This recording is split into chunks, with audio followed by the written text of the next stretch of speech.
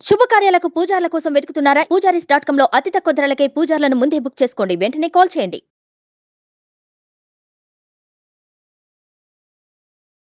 ఓం శ్రీ మాత్రే నమః. ఇప్పుడు తెలియచేసేటువంటి అంశము కోర్ల పౌర్ణమి, అంటే మార్గశిర మాసంలో వచ్చేటువంటి పౌర్ణమి తిథిని కోర్ల పౌర్ణమి అని అంటారు. అది వాస్తవంగా కుక్కల పండుగ. కుక్కలకి ఆ రోజున మనము రొట్టెలు అనేటువంటివి చేసి ఆ రొట్టె ముక్కల్ని కుక్కలకి వేయాలి. రొట్టె ముక్క అనంటే కూడా మామూలు మనం చేసేటువంటి గోధుమ పిండితో చేసే చపాతీలు కాదు. బియ్యపిండిని కలిపి అందులో కొంచెం ఉప్పు వేసి బియ్యపిండి కలిపి బియ్యపిండితోటి రొట్టెలు అని చెప్పేసి చేస్తారు. ఆ రొట్టెలు అన్నమాట, రొట్టె ముక్కల్ని వేయాలి కుక్కలకి, వీధి కుక్కలకి.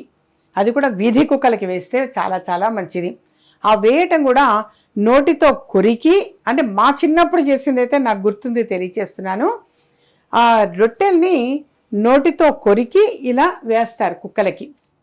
అంటే విషము అనేది, అంటే మనకి ఏదైనా సరే ఏవైనా నెగటివ్ అనేది ఉన్నా అలాంటివి పోతాయి అని చెప్పేసి పెద్దవాళ్ళు తెలియచేసేవాళ్ళు సుమా. ఇలాంటివన్నీ కూడా కొంతమందికి ఈ మధ్యకాలంలో ఇవి తెలియట్లేదు కాబట్టి ఒక అమ్మగా తెలియచేద్దాము అని చెప్పేసి తపన, అంతకంటే ఏం లేదు. ఇది ఆ కుక్కలకి తప్పనిసరిగా తినిపించాలి. కుక్కలకి ఈ రోజున ఇప్పుడు పెంచుకునే వాళ్ళు ఉంటే కనుక వాటికి చక్కగా స్నానం చేయిస్తారు. ఈ మధ్యకాలంలో గమనిస్తూ ఉంటే కొంతమంది అయితే డ్రెస్సులు కూడా కుట్టివేస్తున్నారు. అలా మరి వీధి కుక్కలకు కూడా మనము ఒక్క రోజునైనా కనీసం పండుగ అనేది వాటికి కూడా చేసి పెట్టడం చాలా మంచిది అని చెప్పేసి ఈ రోజున కుక్కలకి తప్పనిసరిగా, లేదా మినపప్పు నానేసి గారెలు చేసి కూడా పెడతారు. కాలభైరవుడు కుక్క అనంటే కాలభైరవుడు. మరి ఆ కాలభైరవుడికి చక్కగా ఇలా నుదుటిపైన పసుపు రాసి బొట్టు పెట్టి గారెల దండ కూడా వేస్తారు.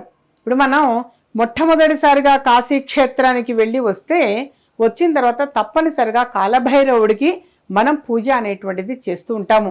సహజంగా అందరికీ కూడా తెలుసు ఆ విషయం.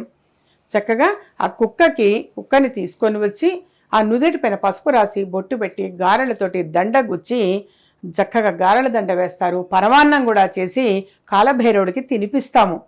ఆ విధంగా ఈ రోజున కూడా తప్పనిసరిగా గుర్తు పెట్టుకొని కుక్కలకి మనం ఇంట్లో వండినటువంటి పదార్థము, పరమాన్నం కావచ్చు, లేదా బియ్యపు పిండితో చేసినటువంటి రొట్టెలు కావచ్చు, తప్పనిసరిగా తినిపించాలి. మరి మాకు అవకాశం లేదమ్మా, మేము బయటికి వచ్చాము, అలా చేయటం సాధ్యపడదు అని అనుకుంటే గనక కనీసం ఈ బ్రెడ్ అంటారు, ఆ బ్రెడ్ కొనుక్కొచ్చి వేయటం కానీ, లేదా బిస్కెట్స్ వేయటం కానీ, ఇలాంటివన్నా మినిమం మనం ఆ రోజున పెట్టడం చాలా చాలా మంచిది. అలాగే ఆ రోజున కాలభైరవ స్వామిది సంబంధించి కాలభైరవాష్టకము అని చెప్పేసి ఉంటుంది. ఆ కాలభైరవాష్టకాన్ని కూడా తప్పనిసరిగా ఒక్కసారైనా సరే మనం చదవటము అనేటువంటిది చాలా చాలా మంచిది. మరొకటి కూడా తెలియచేసేది ఈ కోర్ల పౌర్ణమి, అంటే మార్గశిర మాసంలో వచ్చేటువంటి పౌర్ణమి 26వ తారీఖు మంగళవారం నాడు వచ్చింది. అంటే డిసెంబర్ నెల 26వ తారీఖు మంగళవారము మార్గశిర పౌర్ణమి. ఆ రోజున మీ సమీపంలో ఎక్కడైనా సరే కాలభైరవ స్వామి గుడి ఉండి ఉంటే, లేదా మీరు సెర్చ్ చేసినా తెలుస్తుంది సహజంగా మన ఫోన్లో.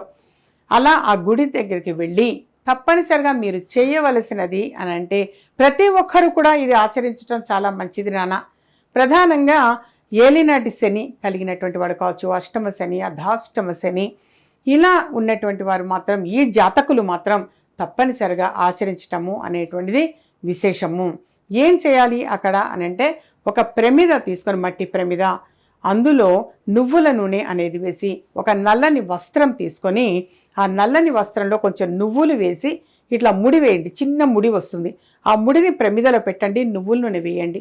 వేసి ఆ ఒత్తులు ఏవైతే ఉంటాయో, అంటే ఇలా ముడి వేసినప్పుడు 2 వస్తాయి, వాటికి మనం ఒత్తులుగా భావించి చక్కగా దీపారాధన అనేది కాలభైరవ స్వామి గుడిలో చేయండి. చేసి కాలభైరవాష్టకం పఠించండి. అద్భుతమైన ఫలితాలు అనేవి ఉంటాయి నాన్న. వాస్తవంగా ఇలా ఆచరించటము అనేటువంటిది చాలా చాలా మంచిది. ఆ రోజున గుర్తు పెట్టుకొని మీరందరూ, ప్రతి ఒక్కరూ కూడా ఇలా చేయటానికి ప్రయత్నం చేయండి. మరొక అంశం తెలియచేసేది, మరి మంగళవారం వచ్చింది, పౌర్ణమి తిథి సందర్భంగా ఆ రోజున కుంకుమార్చన అనేది కూడా చక్కగా లలిత సహస్రనామావళిని చదువుతూ కుంకుమార్చన చేయటము అనేటువంటిది కూడా విశేషము.